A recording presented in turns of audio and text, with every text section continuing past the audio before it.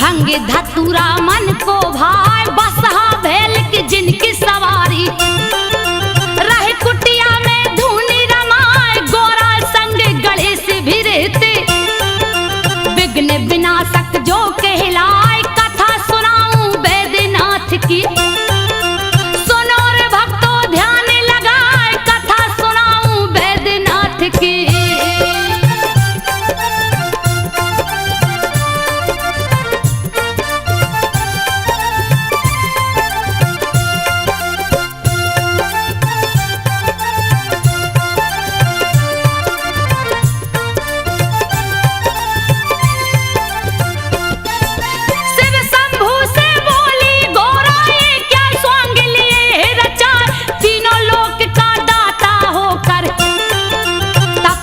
काली अभेस बनाए सुन के उल्हना तब गोरा की सोने का महल दिया बनवाए गृह प्रवेश करने को शिव जी विश्वेश्वर को लिया बुलाए रावण जिसका बेटा लगता के कसी जिसकी पत्नी कहाए विश्वेश्वर के संग के कसी स्वर महल में गई समाए पूजा का जब हुआ समापन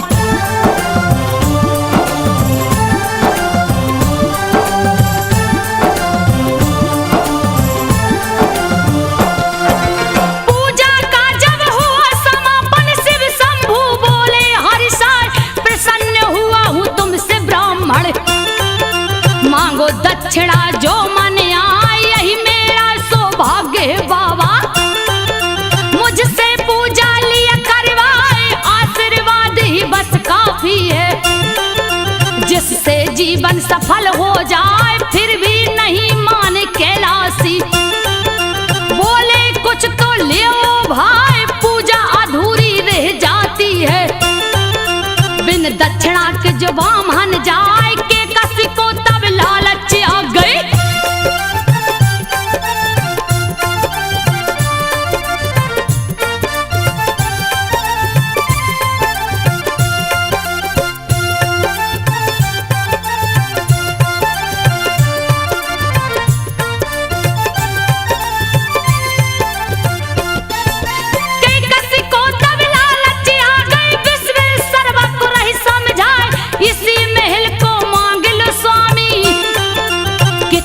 सुंदर रहा दिखाए विश्वेश्वर ने टाल न चाहा अड़ गई वो जिद पे है आए विवश होकर पंडित राज ने शिव जी से बोला सकुचाए दक्षिणा में यह महल दीजिए मेरे मन को गई है भाई तथास्तु कह करके शिव जी ने मन ही मन में रहे मुस्काए पार्वती तब क्रोधित हो गई।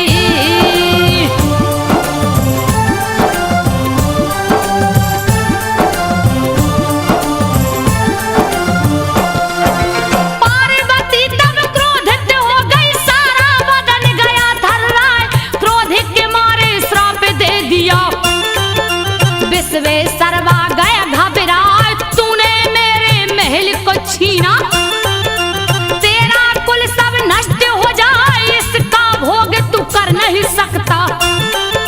चैन न इसमें लेने पाए के कसी रावण को उकसाई।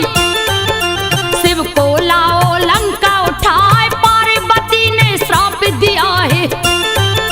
बचने का नहीं दूजा उपाय, जा बेटा कैलाश को लाओ।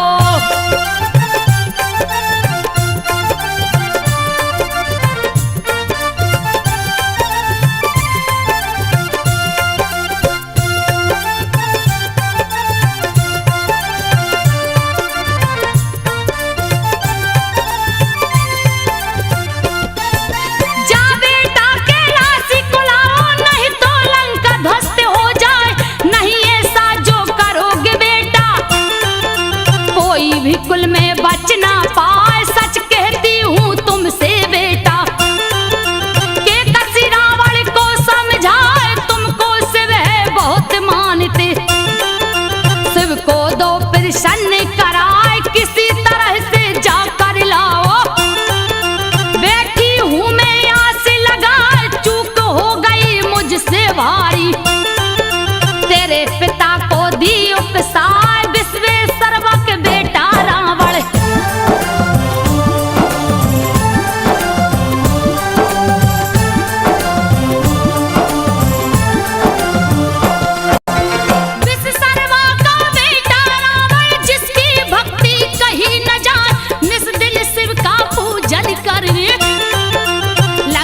से कैलाश को जा।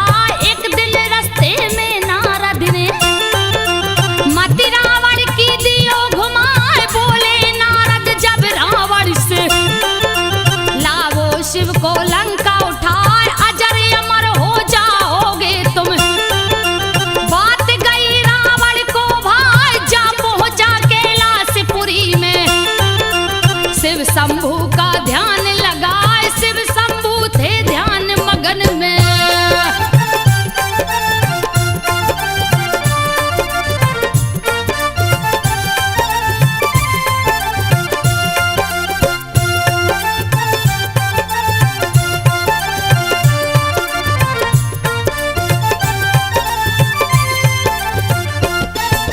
शिव शंभू थे ध्यान मगन में, रावण मन ही मन हरिसाए, ऐसा मौका नहीं मिलेगा।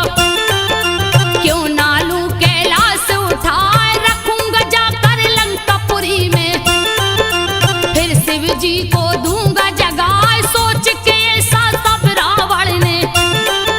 कैलाश पर्वत लिया उठाए, हिला कैलाश ओ शिव जी डोले। दिया रावण ने हाथ लगाए, ध्यान भंग हुआ शिव शंभू का।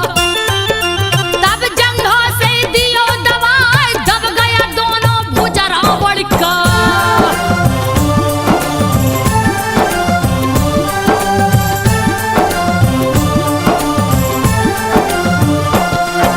दब गया दोनों भुजा रावण का, दर्द के मारे रह चिल्लाए। वहीं पे नारद जी आ पहुंचे, नारायण का ध्यान लगाए, क्रोध में आके रावण बोला। नारद कोई खोजो पाए, नारद जी तब हंस कर बोले। शिव जी का लो ध्यान लगाए, शिव के कोप से शिव ही बचाए। दूजा नहीं है कोई उपाय, कैसे करूं मैं पूजा शिव का। दोनों हाथ फंसा मेरे हाय, पूजा नहीं तो भजन करो तुम्हें।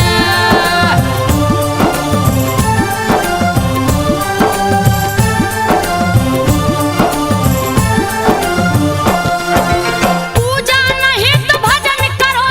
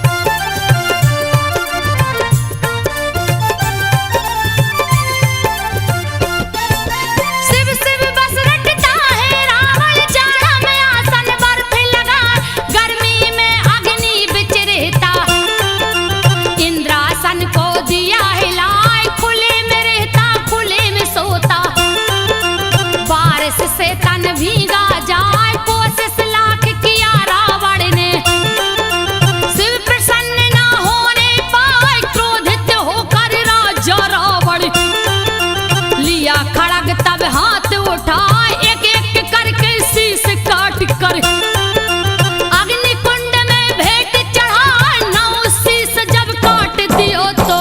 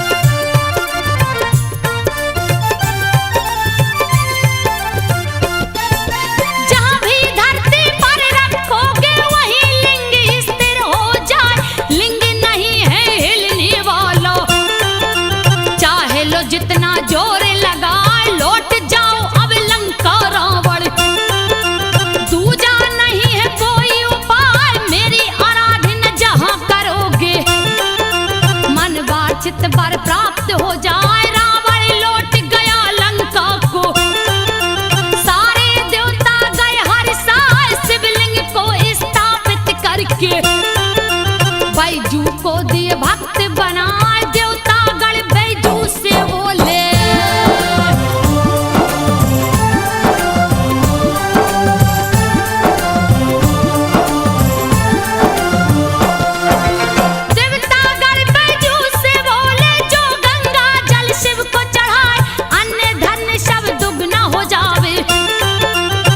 गैया दुगनी हो जाए। निस दिन बैजू पूजा करता, शिव शंभू का ध्यान लगाए। एक दिन बिन पूजा किए ही बैठ गया भोजन पर आए। ध्यान पड़ी जब शिव शंभू की, दौड़ा दौड़ा बैजू जाए। जैसे ही पूजा पर बैठा है, शिव शंभू बोले हर्षाए, हुआ प्रसन्न में तुमसे बैजू।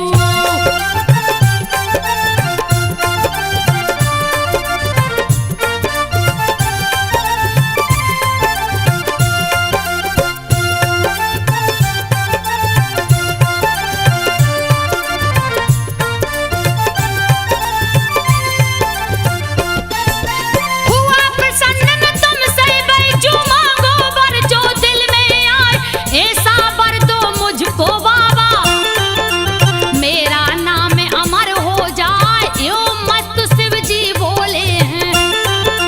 बैजू मन ही मन मुस्काए, पहले बैजू नाम तुम्हारा, पीछे नाम मेरा जुड़ जाए। युग युग तक यह पावन धरती बैजनाथ का धाम कहाए। हुमनी तो होकर रहती है, लेख कर्म का मेट न पाए। राज छिपा एक और है इसमें,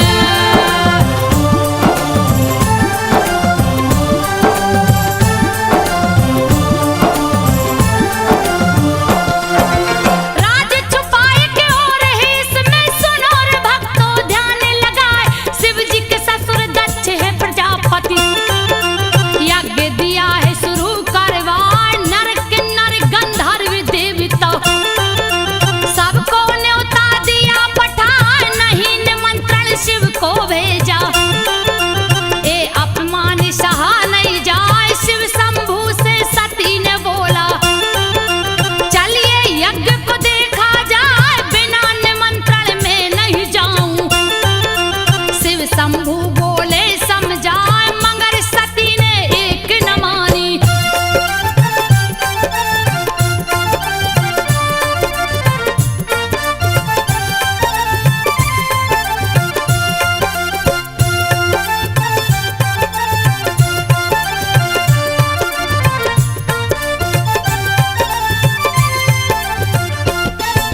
मगर सती ने एक न मानी। सत ससुरा से नहीं हर जाए, शिव के सारे गण पीछे से आदर सहित दियो पहुंचाए। बुरा भला दक्ष शिव को बोला, ये अपमान सहा नहीं जाए। ब्रह्मा विष्णु सब समझाए, लेकिन दक्ष समझ ना पाए। मन ही मन तब सती ने ठाना, यज्ञ दूंगी विध्वंस कराए। हवन कुंड में कूद पड़ूंगी, इस तन को अब दूंगी जलाए। कूद पड़ी तब हवन कुंड में,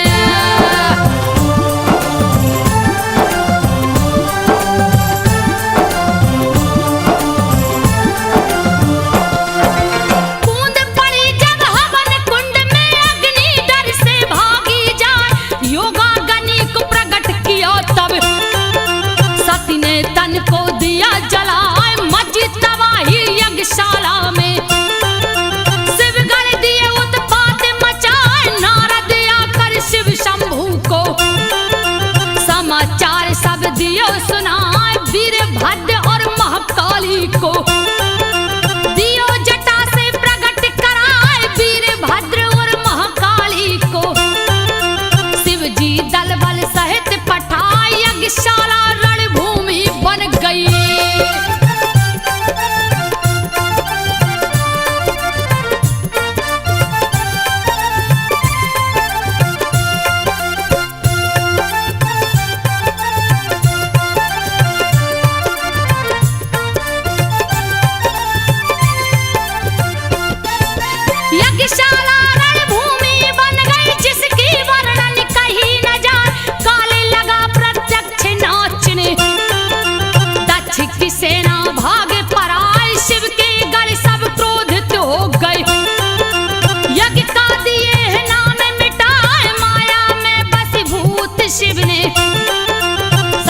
सबको लिया उठाए, मोह भंग होके से शिव का देवता सभी समझ ना पाए। विष्णु ने तब चक्र सुदर्शन सत्य के शव पर दिया चलाए। विष्णु ने तब चक्र सुदर्शन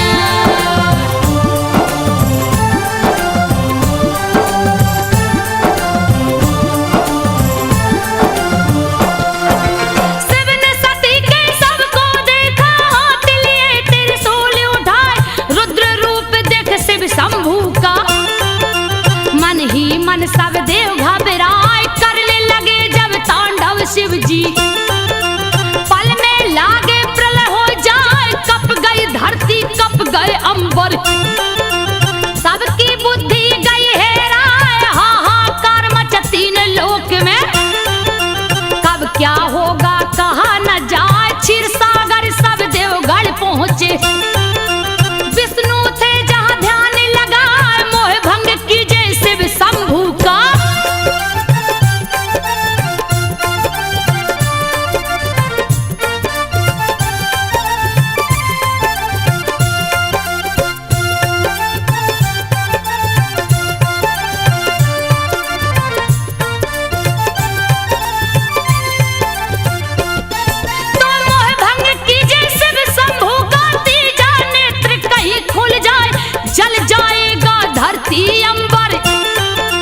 जल्दी कीजिए कोई उपाय, बादल गरजे बिजली चमके। हवा बहन लगे साए साए, आंधी तूफान ओला वृष्टि से। सृष्टि कहिए ढक ना जाए, सुन के चक्र सुदर्शन धारी। देखा शिव को ध्यान लगाए, गगन में देखा शिव शंभू को।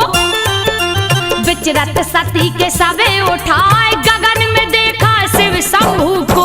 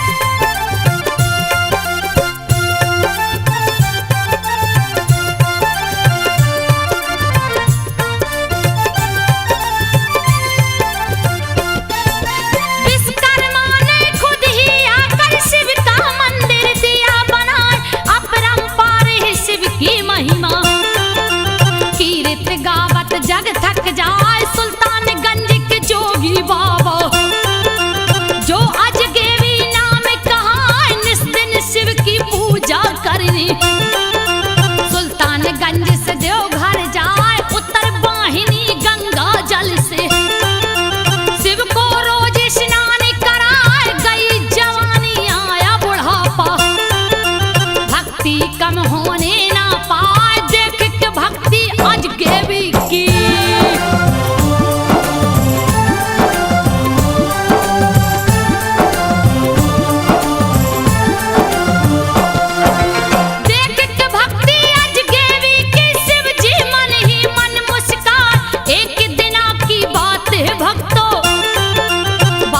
सुन लो ध्यान लगाए, अजगेवी गंगा जल लेकर पहुंच गए सुइया पर आए। सुइया पहाड़ पर एक थगा दहा, प्यास के मारे रह चिल्लाए। अजगेवी ने मन में सोचा, दूं मैं इसका जान बचा, ली कांवर से गंगा जल को।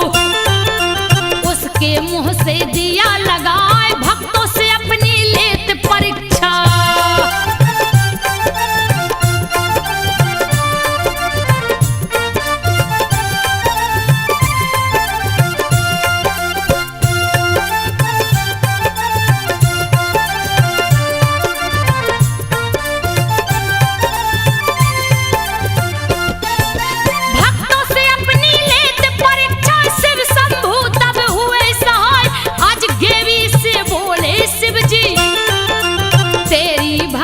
कहीं न जाए, तेरी तपस्या हो गई पूरी।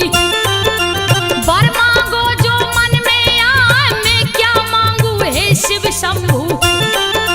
धन्य भाग्य जो दरस दिखाए, दिए वर है फिर अजगेवी को। तू अजगेवी नाथ कहाँ, अपरंपार है शिव की महिमा। सुनो रे भक्तों ध्यान लगाए, अपरंपार है शिव की महिमा।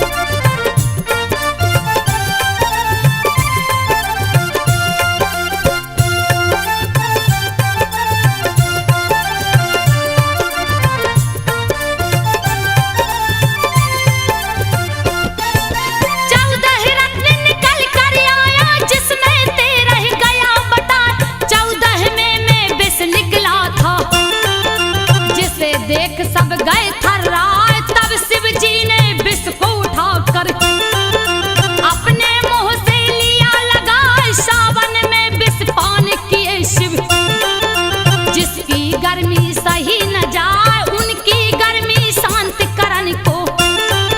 सावन में जल सभी चढ़ाए, शुरू हुई कांवर की परंपरा। जिसको सारा जग अपनाए, जो भी चढ़ाता जल है शिव को।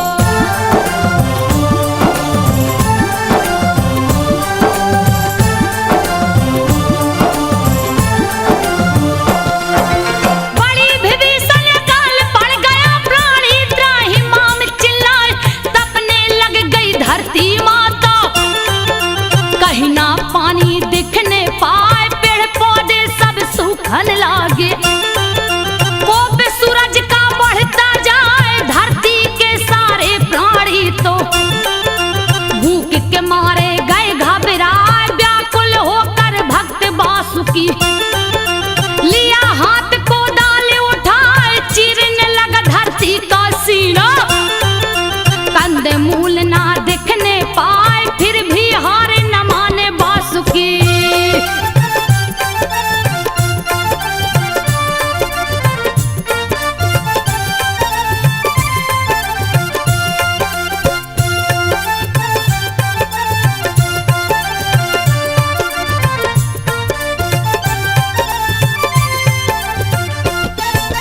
फिर भी हार न माने वासुकी, धरती का सीना चिरता जाए। खून से लटपट हुआ कुदाली, शिवलिंग से गए हैं टकरा। एक टकरा निहार वासुकी, खून को देख गया घबरा। चूक हुआ मुझसे ये कैसा, मन ही मन वह रहा डराए। लगता है कोई प्राणी मर गया, कैसा अनर्थ हुआ है आए। लगा कुदरने मिट्टी हाथ से, कुछ भी नहीं रहा पकड़ाए। भूल से वासुकी ने कुदाल को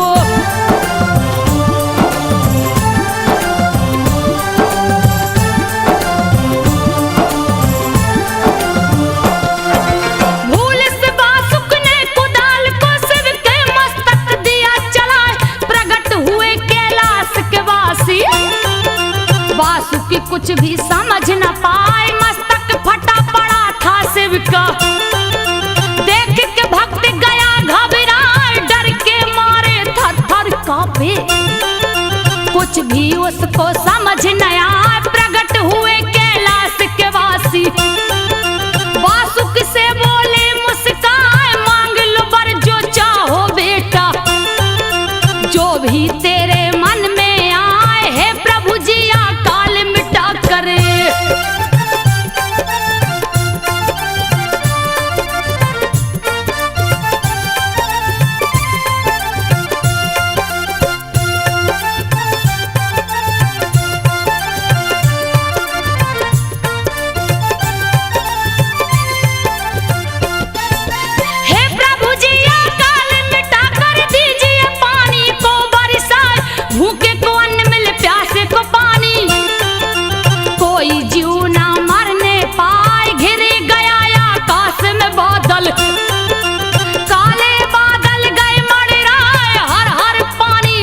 ऐसन लागे। जीव जंतु सब गए हर साय, शिव शंभु वासुकी से बोले यहाँ दो मंदिर मुख्य बनाए, नित प्रति मेरी पूजा करना, तेरा नाम अमर हो जाए वासुकी के नाम पर ही।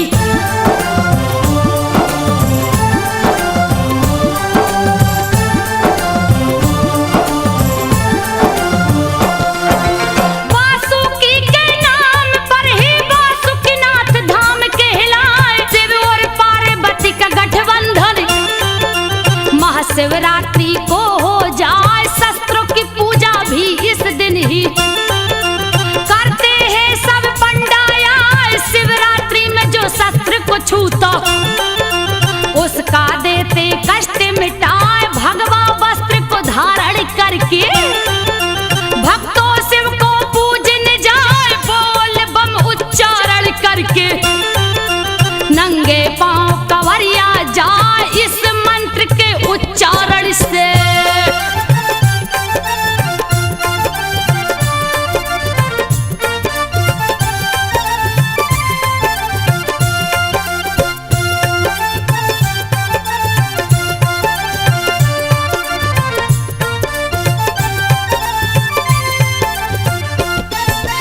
इस मंत्र के उच्चारण से भोलेनाथ प्रसन्न हो जाए, पापों से छुटकारा मिलता, पापी भी शिव धाम को जाए, जो भी ज्योतिर्लिंग को छूता, देते उसकी बिगड़ी बनाए, पुत्रहीन को लड़का होता, निर्धन भी धनवान हो जाए, रोगी प्राणी स्वस्थ हो जाता, देते शिव जी रोग मिटाए, धन्य हो जाता है वह प्राणी, जो भी कांवर शिव को चढ़ाए, अश्वमेघ यज्ञ का पुण्य होता।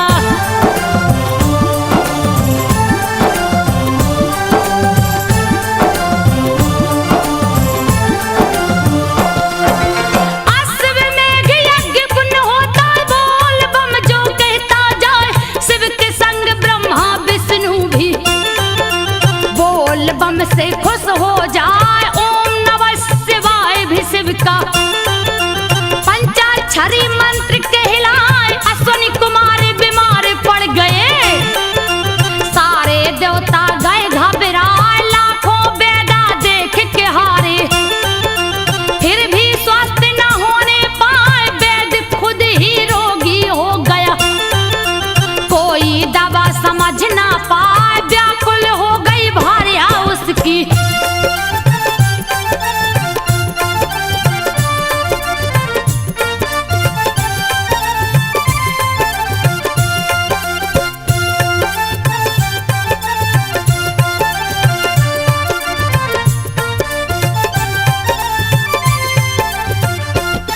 तो व्याकुल हो गई भार्या उसकी, मेरे पति को कौन बचाए, छाती पीट पीट के रोवे, केस धुन के रही चिल्लाए, जा पहुंची बैद्यनाथ धाम को, शिव जी आसन जहां लगाए, सर को झुका के शिव से बोली, लीजिए पति की जान बचाए, थक के हार गई आई शरण में, शिव शंभु ने लिया उठाए, अश्विनी कुमार स्वस्थ हो गए, सारे देवता गण हर्षाए, काया कल्प हो गई उनकी।